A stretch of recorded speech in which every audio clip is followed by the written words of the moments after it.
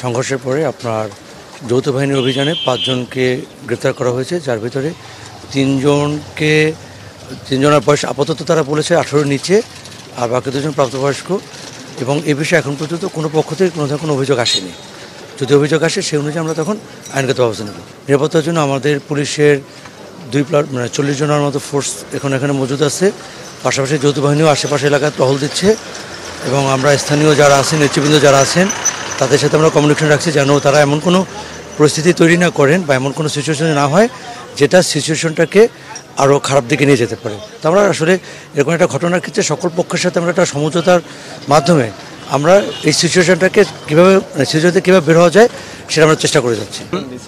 Just মেডিকেলের সামনে মানববন্ধন হচ্ছে, যে 5 দফা দাবি না মানা পর্যন্ত এই মানববন্ধন চলবে। ভিসিও এখন মেডিকেলের মধ্যেই, তো উনি বেরোয় একটু পরে হয়তো কথা বলবেন। ততক্ষণ পর্যন্ত স্টুডেন্টরা বাইরেই দাঁড়িয়ে থাকবে বা আছে ওইখানে বেশিরভাগ ছাত্র।